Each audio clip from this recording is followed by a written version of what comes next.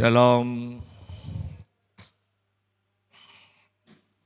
Mari bersama kembali kita membuka Alkitab kita dalam kitab Imamat. Kitab Imamat pasal yang ke-6, ayat yang ke-8 mulai. Imamat pasal yang ke-6 ayat yang ke-8. Tuhan berfirman kepada Musa, "Perintahkanlah kepada Harun dan anak-anaknya, inilah hukum tentang korban bakaran. Korban bakaran itu haruslah tinggal di atas perapian, di atas mezbah, semalam-malaman sampai pagi. Dan api mezbah haruslah dipelihara menyala di atasnya. Imam haruslah mengenakan pakaian lenannya dan mengenakan celana lenan untuk menutup auratnya. Lalu ia harus mengangkat abu yang ada di atas mezbah sesudah korban bakaran habis dimakan api. Dan haruslah ia membuangnya di samping mezbah. Kemudian haruslah ia menanggalkan pakaiannya dan mengenakan pakaian lain, lalu membawa abu itu keluar perkemahan ke suatu tempat yang tahir. Api yang di atas mezbah itu harus dijaga supaya terus menyala, jangan dibiarkan padam. Tiap-tiap pagi imam harus menaruh kayu di atas mezbah, mengatur korban bakaran di atasnya, dan membakar segala lemak korban keselamatan di sana. Harus dijaga supaya api tetap menyala di atas mezbah, janganlah dibiarkan padam." Nah, di sini kita akan fokus kepada api mezbah, menjaga api mezbah. Ayat yang ke-8 berkata, Tuhan berfirman kepada Musa. Jadi ini adalah perintah langsung dari Tuhan melalui Musa. Tuhan berfirman kepada Musa, saya langsung loncat ke kalimat terakhir di ayat 9. Dan api mezbah haruslah dipelihara menyala di atasnya. Ya. Api mezbah haruslah dipelihara menyala di atasnya. Perhatikan kata dipelihara. Bagi yang suka binatang, mungkin bagaimana memelihara itu butuh ketekunan, ada aturan-aturan yang harus dilakukan, ya. Dan itu sungguh harus dilakukan setiap waktu, setiap saat, setiap hari. Yang suka tanaman juga sama, bukankah tidak mungkin menyiram seminggu satu kali, ya, kecuali kalau hujan. Artinya dipelihara ini butuh ketekunan, butuh keteraturan, di mana kita harus melakukannya terus-menerus. Nah, di sini ternyata sama. Di sini api mezbah haruslah dipelihara menyala di atasnya. Jangan sampai berkurang nyalanya, bahkan jangan sampai mati apinya. Harus dipelihara. Kita lompat di ayat yang ke-12. Api yang di atas mezbah itu harus dijaga supaya terus menyala, jangan dibiarkan padam. Ya.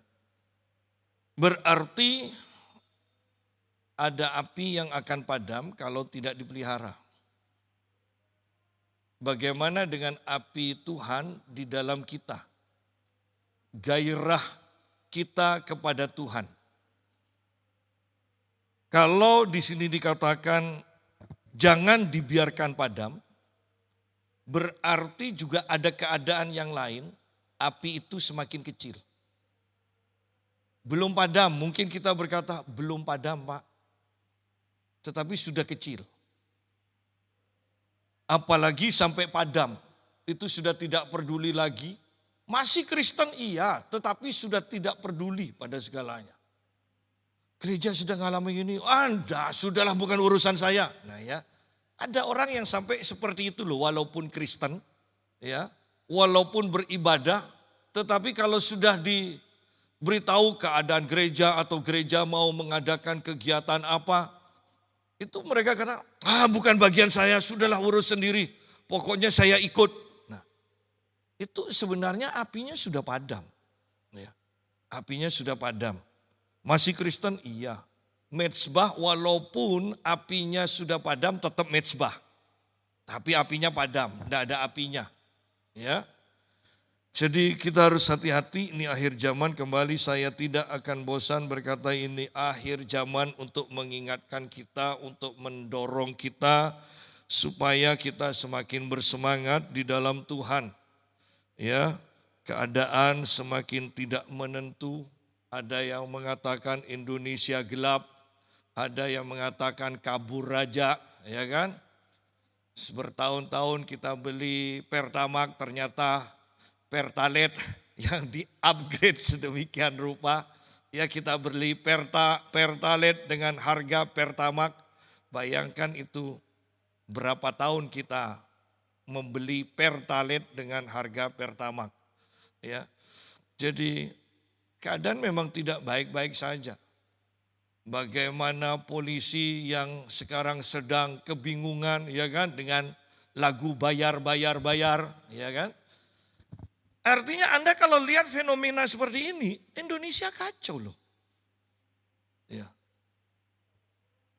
Kalau gereja tidak bangkit, kalau gereja tidak bertobat, kalau gereja tidak mewakili Indonesia untuk bertobat di hadapan Tuhan, perhatikan ini, bencana demi bencana, kehancuran demi kehancuran itu akan melanda Indonesia.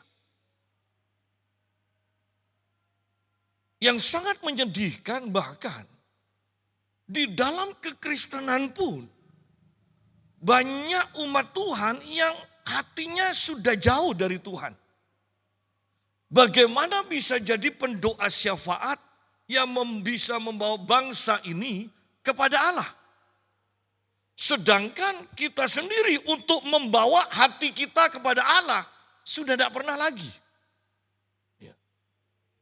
Saya tekankan, Indonesia ada dalam keadaan bahaya. Ya. Korupsi mainnya sekarang triliun, hukumannya 1-2 tahun aja. Bahkan bisa dikatakan hukumannya dalam 24 jam, itu hanya 12 jam kan? Iya kan? Semuanya pada tahulah bagaimana kalau orang punya uang masuk penjara. Ya. Artinya Indonesia tidak baik-baik saja. Tidak mungkin dosa yang sedemikian rupa Tuhan akan biarkan. Dan dampaknya ini akan kemana-mana.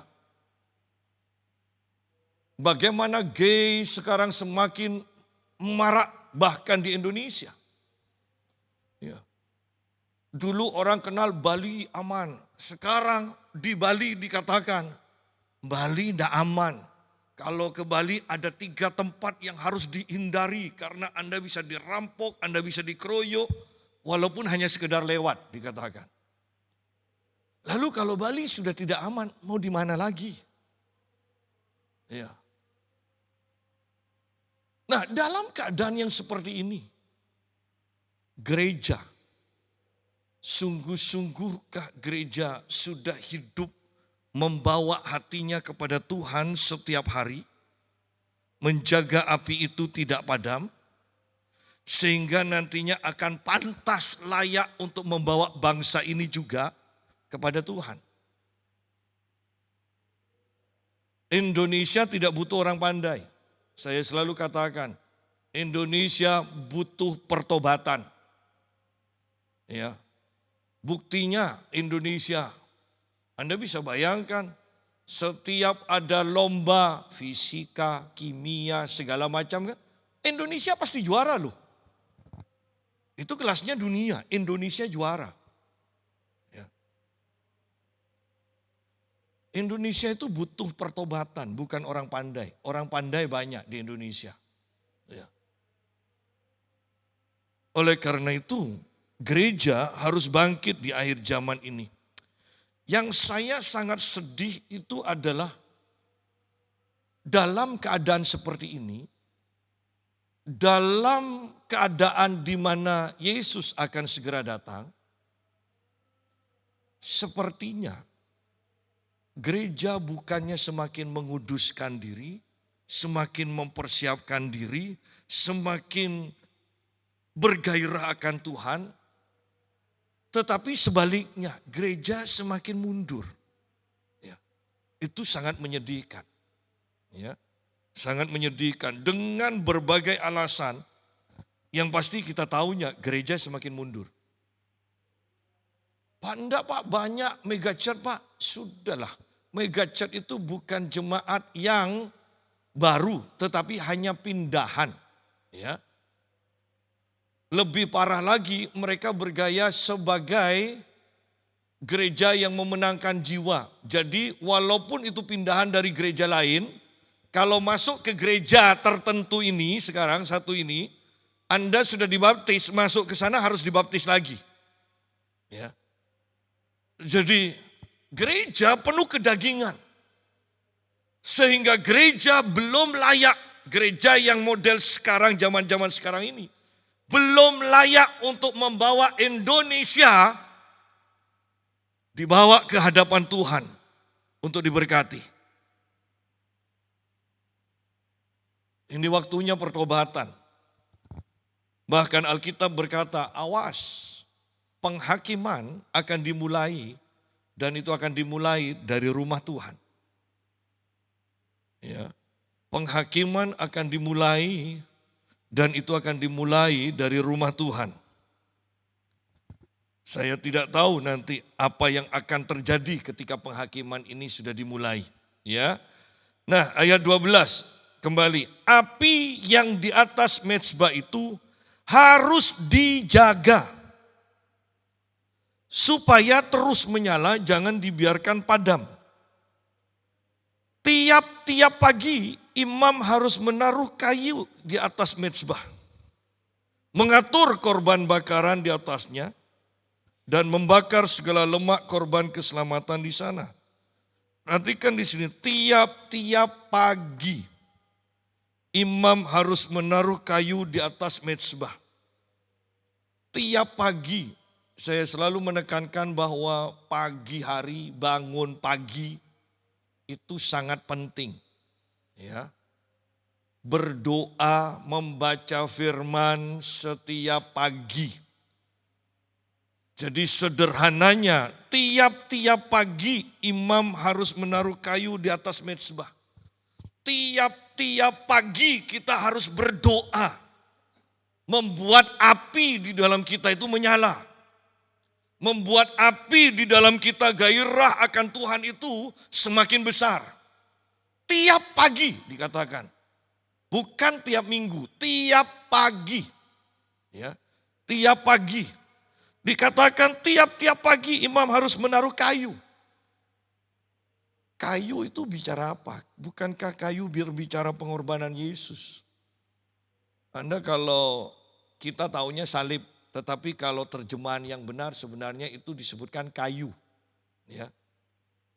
Bahwa kayu itu mengacu kepada salib. Dan mengatur korban bakaran di atasnya. Kalau kita bandingkan dengan Roma pasal 12, ayat yang pertama, ayat yang sudah kita kenal.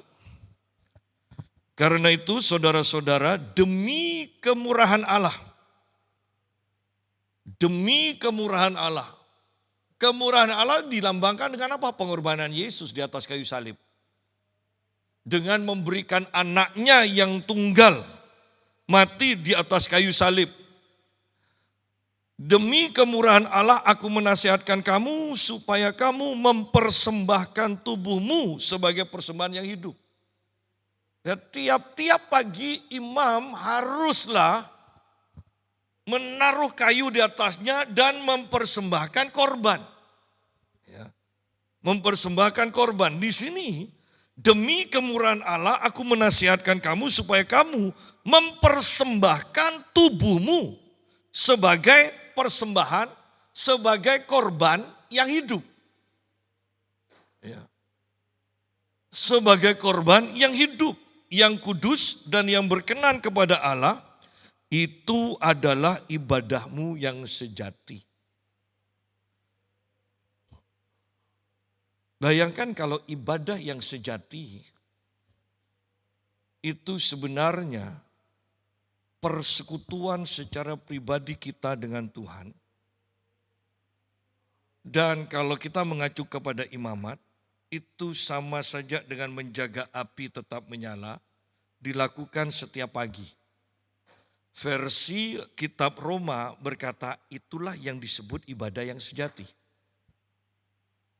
Padahal banyak dari umat Tuhan yang tidak menyediakan waktunya setiap pagi, setiap hari untuk menjaga api ini tetap menyala, untuk melakukan ibadah yang sejati ini.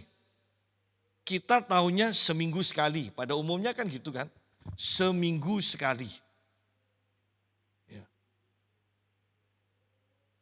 Walaupun hari Minggu sekarang agak sedikit yang hadir, ya. Tetapi mereka juga kebanyakan hadir di Minggu sore. Kita mengalami kemerosotan, iya, soalnya minggunya juga sudah berkurang. Tetapi bandingkan dengan gereja lain, mau sehebat apapun hamba Tuhan yang melayani, kalau di gereja itu ada 4-5 kali ibadah, semuanya dilayani hamba Tuhan yang diurapi ini, jemaat hanya akan datang 1 kali tetap. Artinya, mereka tidak ada kerinduan loh untuk mendapatkan lebih. Mereka hanya menjalankan kewajibannya.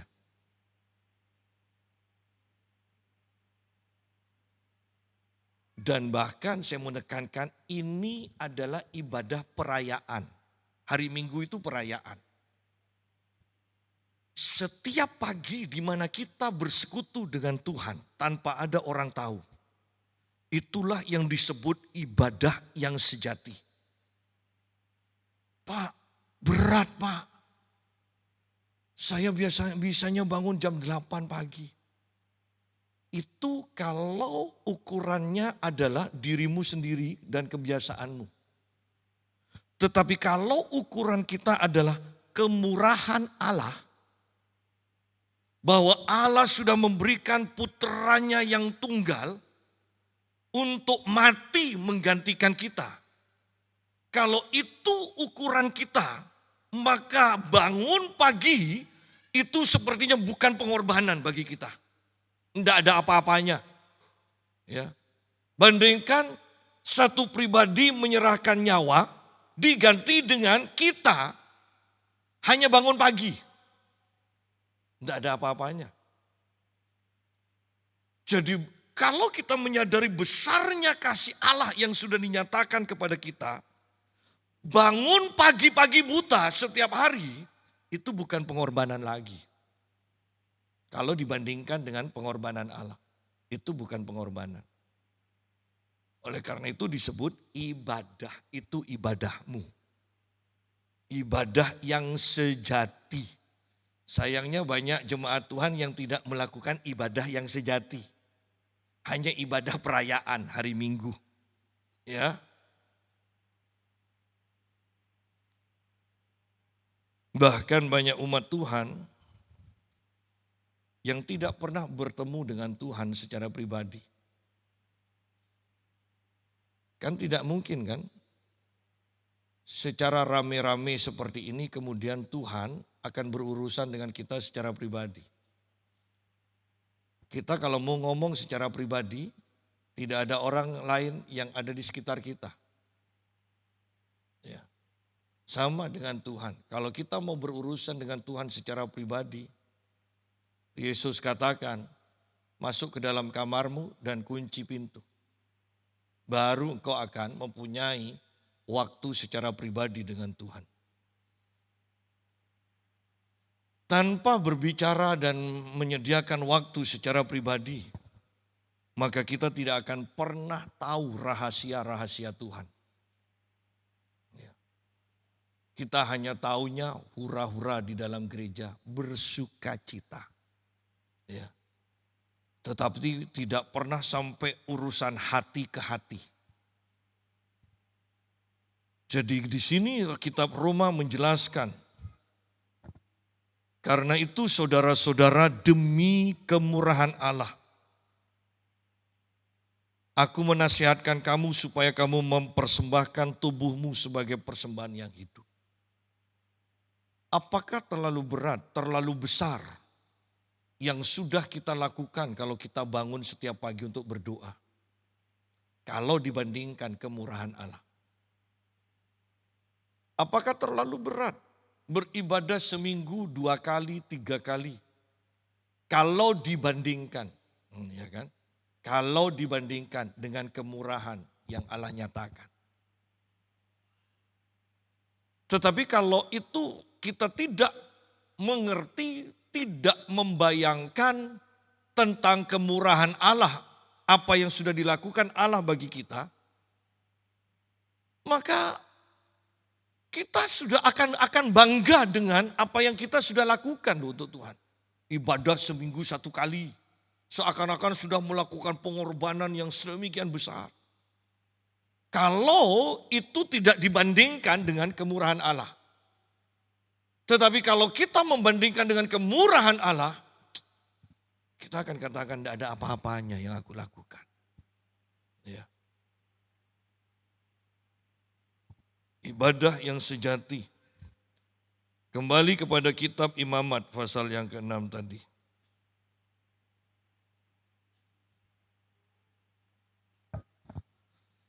Api yang di atas mezbah itu harus dijaga supaya terus menyala. Jangan dibiarkan padam. Tiap-tiap pagi imam harus menaruh kayu di atas mezbah, mengatur korban bakaran di atasnya, ya, dan membakar segala lemak korban keselamatan di sana. Setiap pagi kita seharusnya minta Roh Kudus selidiki, sehingga kita akan tahu mana bagian kita, mana yang akan menjadi bagian Tuhan. Banyak orang hidupnya itu hidup dengan beban yang begitu berat. Kenapa? Bagiannya Tuhan mau dipikul sendiri. Ya.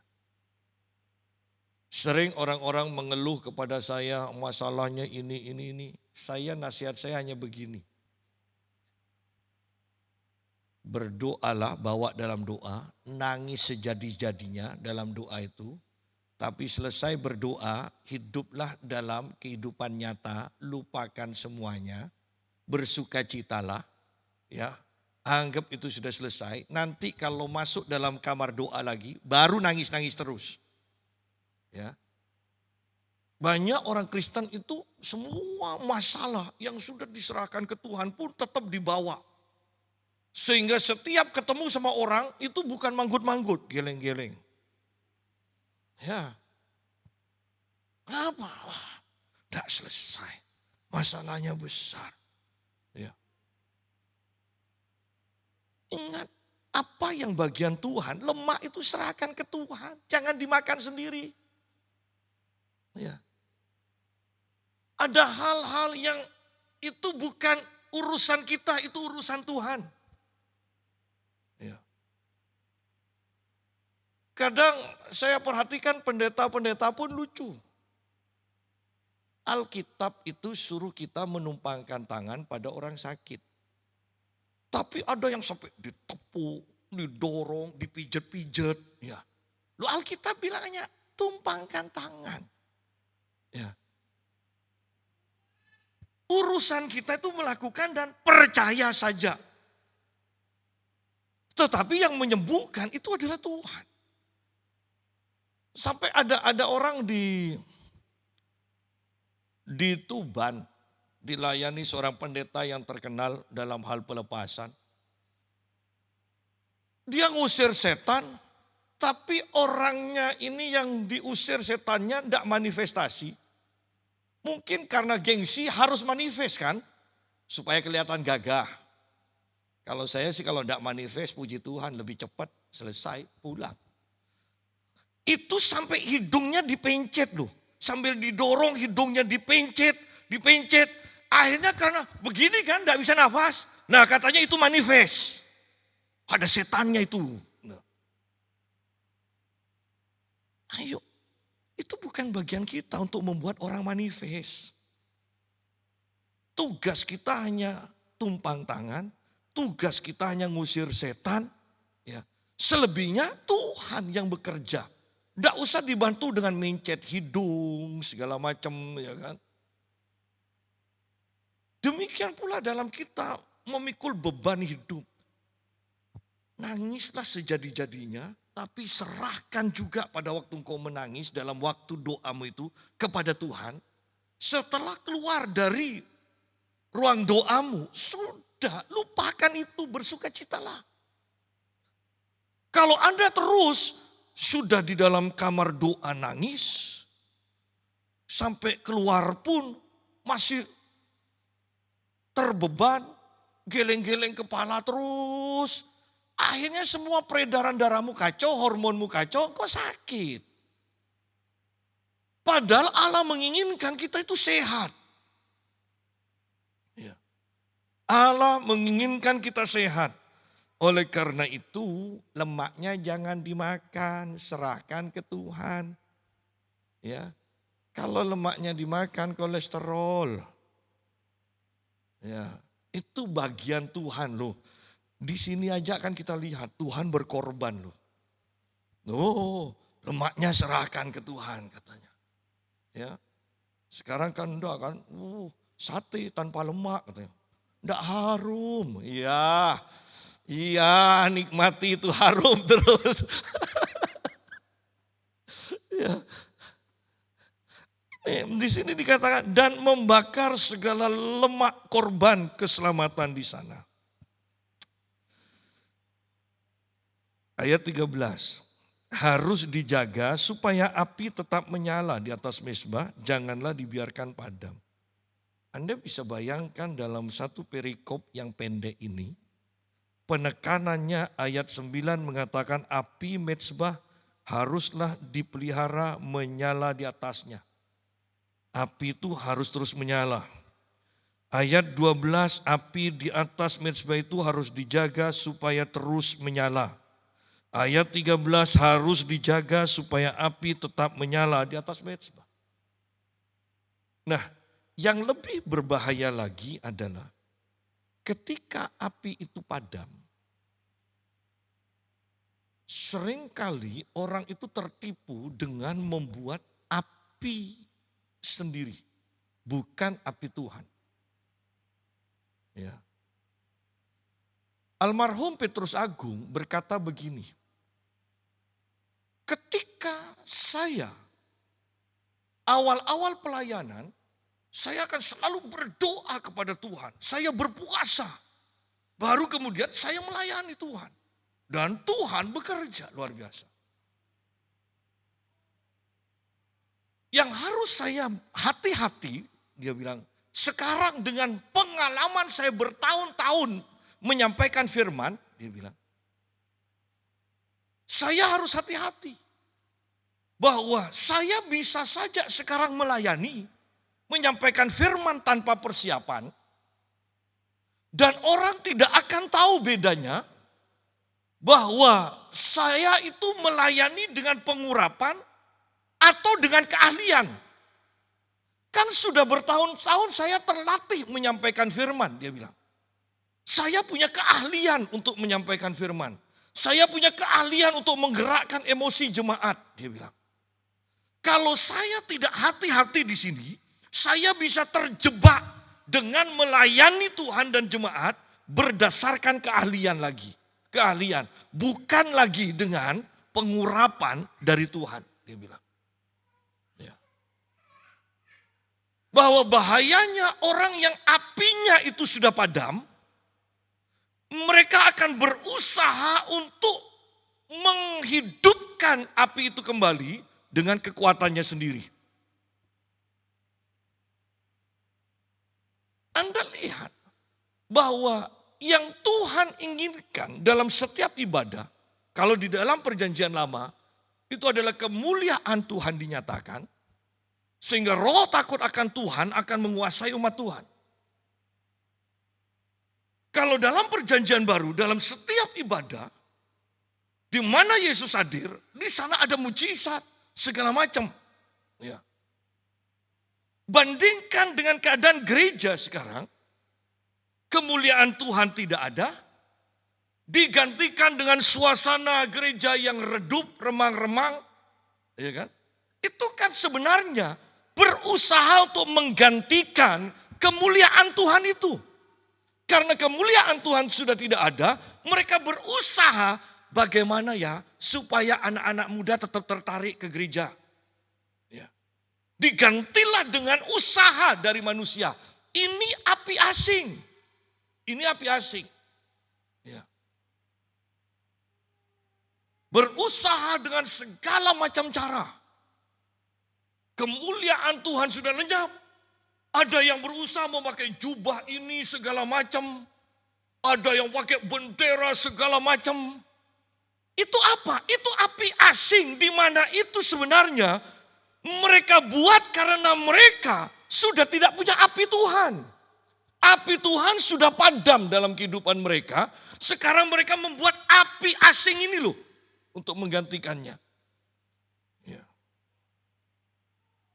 Ada hamba Tuhan yang berkata firman tidak penting. Yang penting itu penyembahan. Loh.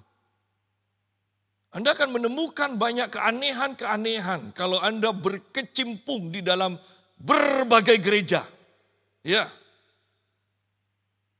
Sangat mengerikan. Di dalam Imamat pasal yang ke-10, ayat yang pertama,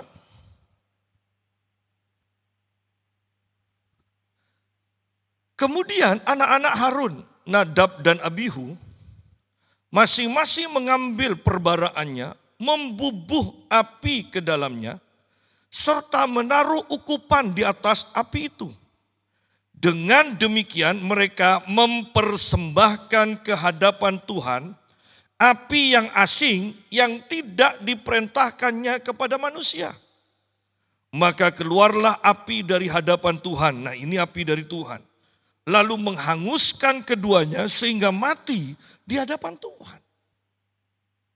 Sidang jemaat. Banyak orang yang berpikir, gereja ini luar biasa ya. Pertumbuhan jemaatnya luar biasa. Tetapi perhatikan. Bahwa kalau mereka menggantikan api Tuhan dengan api buatan mereka sendiri. Sebenarnya mereka mati sudah di hadapan Tuhan.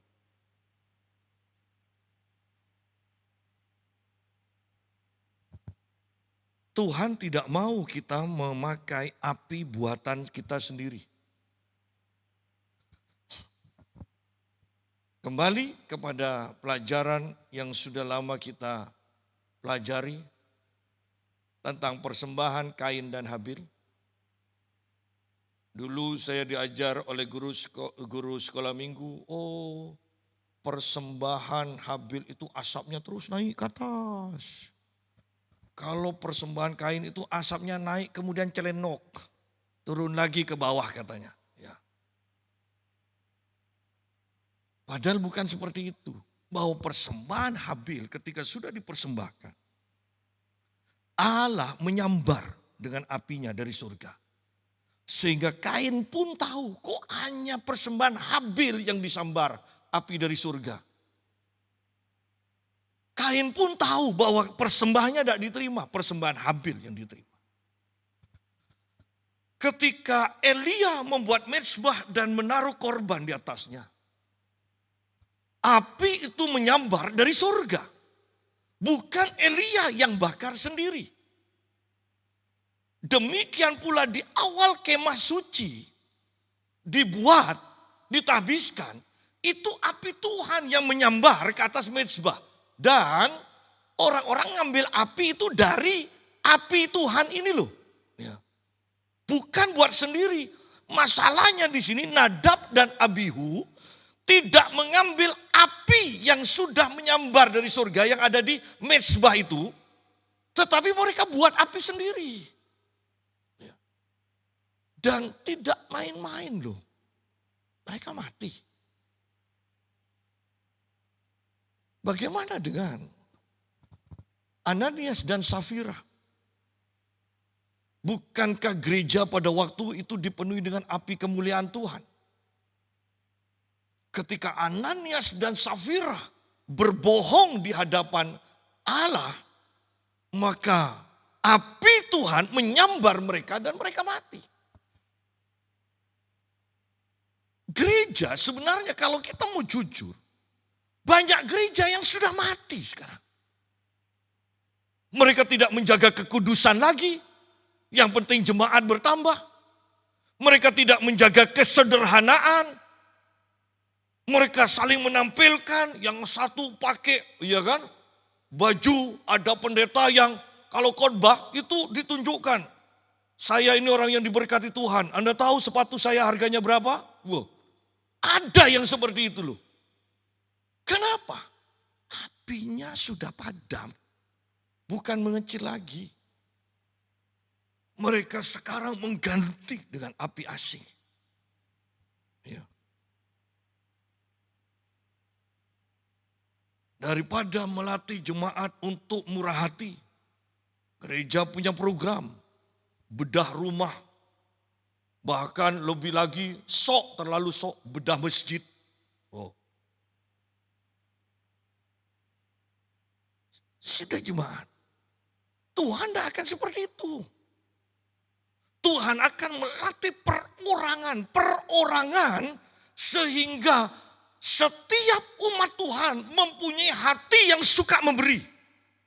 Bukan hanya di waktu tertentu secara kolektif. Bukan. Kenalilah pekerjaan Tuhan. Kenalilah bagaimana Tuhan bekerja. Kenalilah apakah ini api dari Tuhan atau api buatan sendiri. Yang bahkan membuat api itu sendiri pun mati. Nadab dan Abihu. Ya. Saya sampai sekarang tidak habis pikir loh.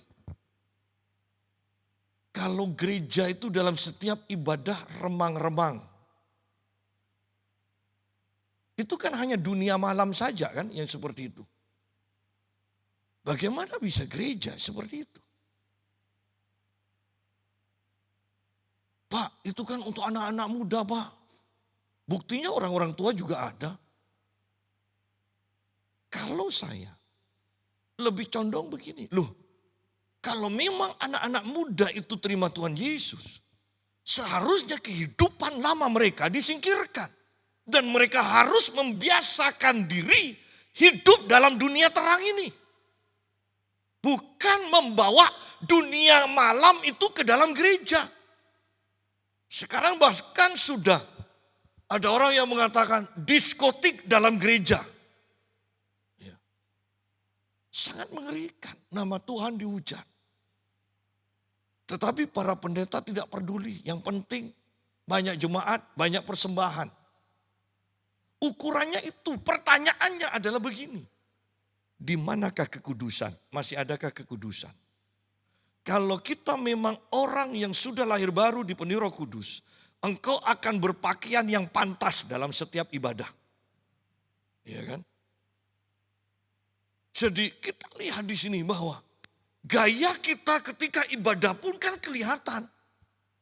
Apakah kita sungguh-sungguh fokus sama Tuhan atau hanya hura-hura? Di manakah mujizat demi mujizat? Di manakah? Ya. Sangat mengerikan keadaan gereja sehingga saya mau katakan begini. Ingat bahwa gereja yang menentukan keadaan negara. Bahwa apa yang terjadi di negara Indonesia itu sebenarnya cerminan dengan apa yang terjadi dalam gereja.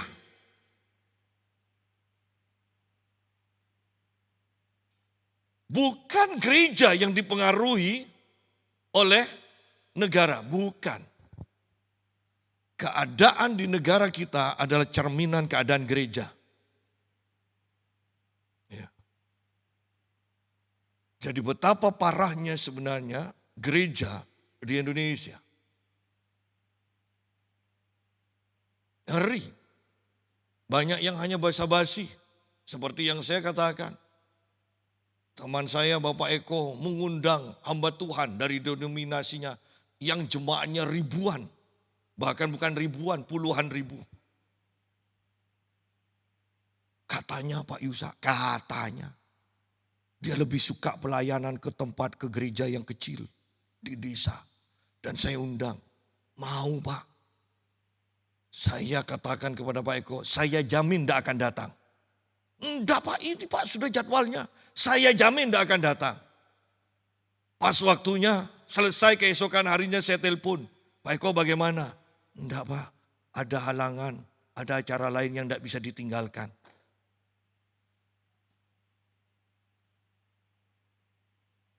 Perhatikan, itulah gereja. Itulah banyak pendeta yang seperti itu. Dan kita mengatakan, kebangunan rohani. Di tengah-tengah tanda kutip kebangunan rohani di gereja besar itu, ada tangisan, ada kitab ratapan di gereja lain. Ya, mereka begitu teganya melihat pendeta yang sudah pas-pasan jemaatnya diambil. Begitu teganya. Ya. Dan mereka dielulukan sebagai pendeta yang diurapi. Tapi tidak mengasihani pendeta lain yang diambil jiwanya, jemaatnya. Ngeri. Lalu kalau gereja modelnya seperti ini, apakah siap membawa Indonesia bersyafaat untuk Indonesia? Sungguh-sungguhkah kita itu bisa menangisi Indonesia? Sedangkan kita sendiri hanya menangisi sekarang. Mungkin menangisi keadaan diri sendiri.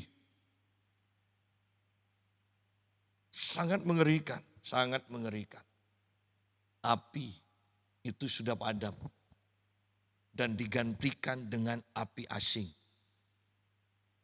Kalau mau jujur, betapa banyaknya gereja yang sudah tidak ada kesamaannya lah dengan gereja yang ada di dalam Alkitab. Bayangkan setiap Yesus hadir di rumah, di bait Allah. Apa yang akan terjadi? Ya. Ada satu gereja yang besar, saya dulu pernah melayani di sana. Gereja ini antik. Karena gerejanya itu berdiri dari persekutuan doa. Ya, persekutuan doa itu namanya persekutuan doa. Jemaat dari gereja-gereja lain ngumpul terus kan. Ya, kemudian didirikanlah gereja. Jadi jemaat yang di persekutuan doa itu jadi gereja sekarang, jadi jemaat gereja tersebut. Nah, pendetanya itu tahu soal tabur tuai. Jadi pendetanya itu paling tidak suka kalau ngundang hamba Tuhannya itu akrab atau didekati jemaatnya. Paling tidak suka. Kenapa? Takut nanti pendeta ini akan ambil jemaatnya untuk buat gereja. Ya. Tapi apa yang ditakuti tetap saja. Satu saat, satu WL-nya mengadakan seminar di gereja itu. Ya. Mengadakan seminar tentang pujian penyembahan. Anda tahu yang terjadi, itu sukses. Keesokan harinya ternyata itu kenang-kenangan aja buat kenang-kenangan. Ini yang adakan seminar di gereja itu, WL yang paling bagus, bersama WL yang lain, bersama singer yang lain, bersama pemusik, itu pindah ke gereja lain dan langsung dikasih pendeta. Jabatannya langsung pendeta. Gajinya 2 kali lipat. Anda bisa bayangkan orang katakan begini, WL itu luar biasa diurapi Tuhan. Saya yang tahu model seperti itu, dalam hati, diurapi apa? Diurapi apa? Saya pernah melayani di satu persekutuan doa dan WL ini yang melayani. Katanya orang Madura itu ya, pokrepo. Ya, ngerti pokrepo? Ya. Orang yang diurapi Tuhan tak kira pokrepo. Ya. Orang yang diurapi Tuhan itu pasti tenang. Ya. Kalau Anda lihat di TikTok gitu ya, dia sering tampil di TikTok. Tapi dengan gayanya makan yang mulutnya penuh, kok tak mencerminkan WL yang diurapi ya. Rambutnya warnanya kuning kan, tidak masalah kuning. Pokok kelihatan tambah cantik kan. Kalau rambutnya kuning tambah jelek ya jangan kuning lah. Ya kasih coklat lah. Ya, kalau masih kurang cantik kasih biru kan. Jadi sekarang yang ditampilkan kemudian apa? Apa?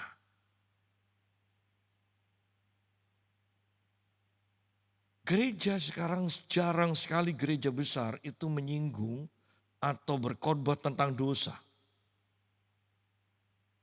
Ya.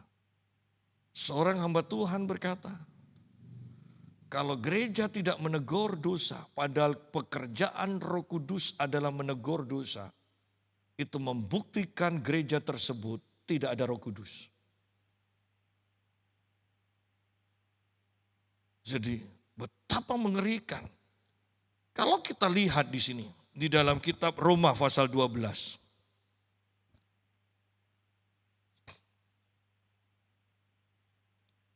Ayat yang ke-11. Janganlah hendaknya kerajinanmu kendor. Fokus pada ayat yang ini sebentar lagi. Biarlah rohmu menyala-nyala dan layanilah Tuhan. Biarlah rohmu menyala-nyala dan layani Tuhan. Bahwa untuk melayani Tuhan, yang harus kita utamakan terlebih dahulu adalah membuat api di dalam kita itu menyala.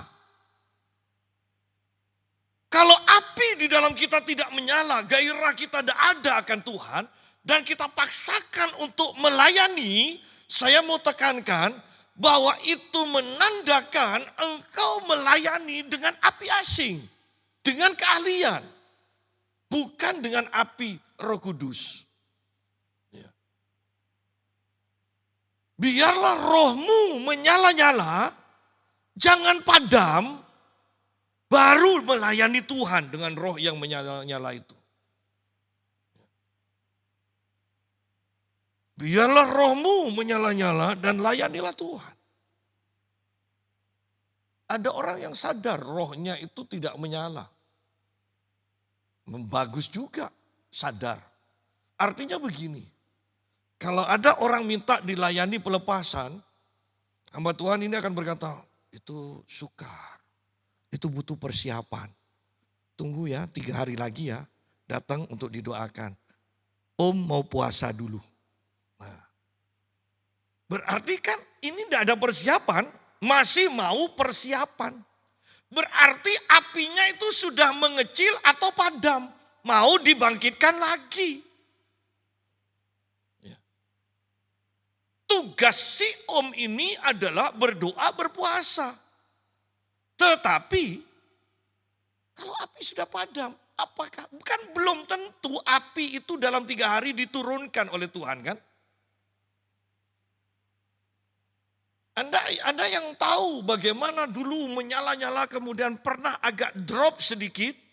Bukankah itu tidak semudah yang dipikirkan banyak orang bahwa asal kita puasa 1 hari sudah naik lagi.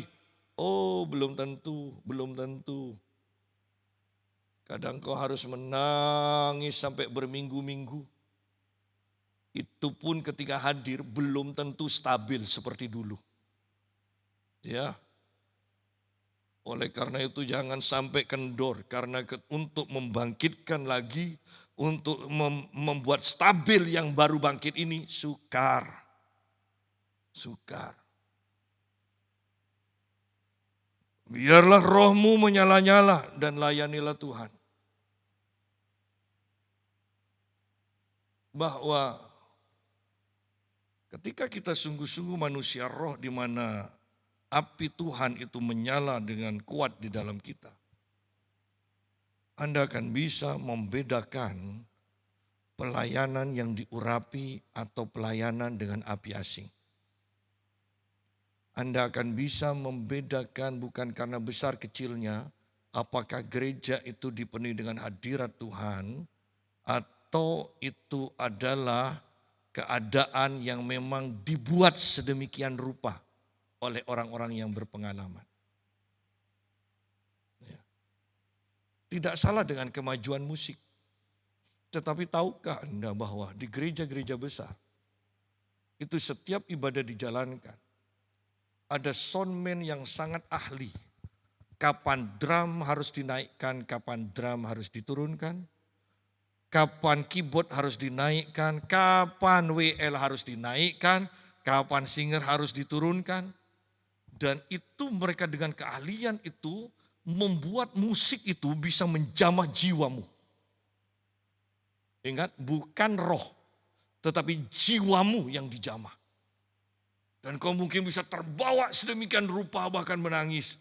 Dan Anda berpikir, wow, Tuhan lawan. Padahal itu bukan. Itu keahlian dari seseorang untuk memainkan melodi-melodi yang akan menjamah jiwamu. Sehingga orang yang tidak berpengalaman di dalam dunia roh, lihat di sini perbedaannya. Mereka berpikir kalau gereja besar, suasana musik itu begitu luar biasa, tidak ada kesalahan, menandakan hadirat Tuhan luar biasa.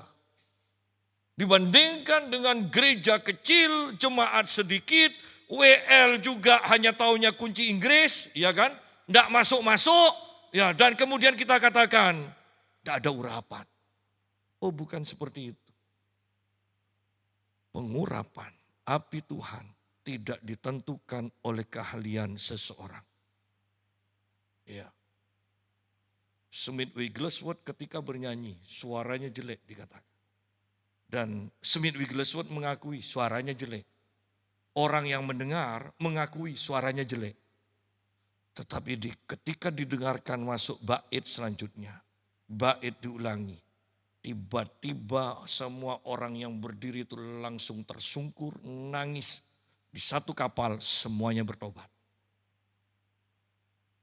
Siapa bilang suara yang jelek itu menandakan tidak ada pengurapan? Watchman Nee berkata, apabila ukuranmu pengurapan itu hanya engkau ukur gereja besar dengan segala kecanggihanmu-nya, dan kau merasakan hadirat Tuhan di sana, tetapi di gereja kecil engkau tidak merasakan hadirat Tuhan, berarti engkau Kristen jiwani, dikatakan, bukan Kristen roh.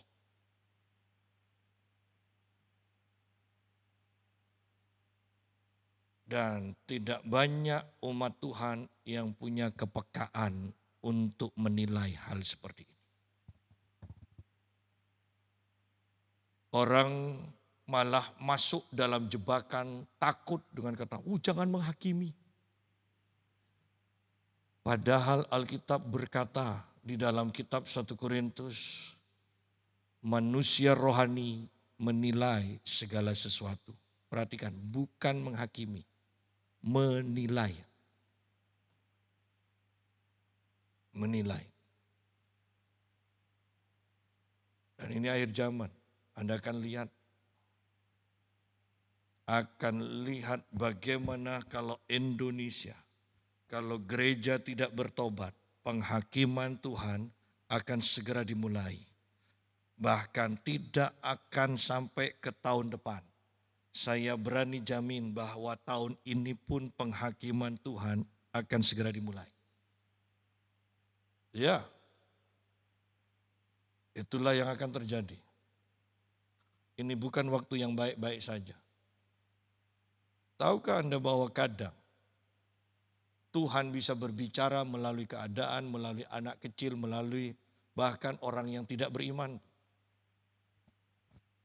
Ketika Anda membaca, melihat Indonesia gelap, jangan berpikir itu hanya slogan.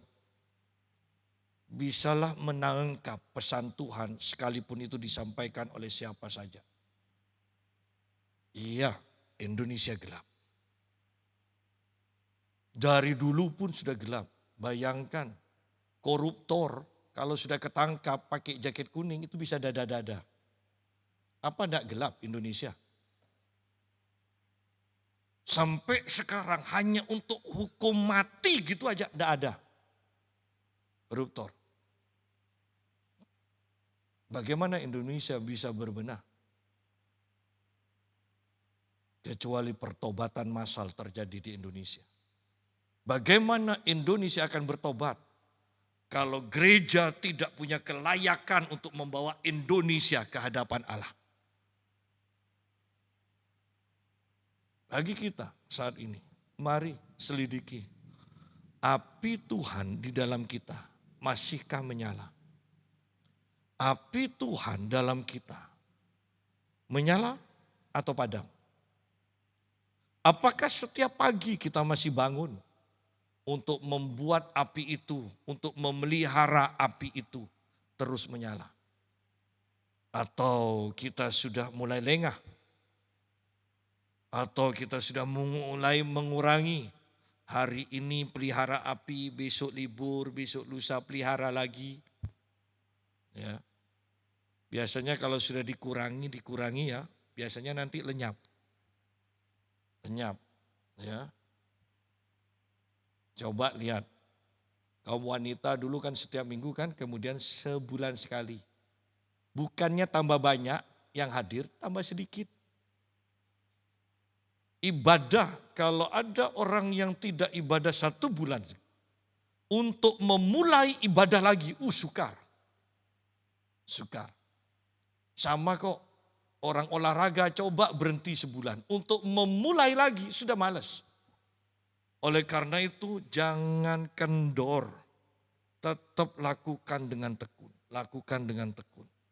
Jangan biarkan api itu padam, pelihara supaya terus menyala. Tuhan memberkati.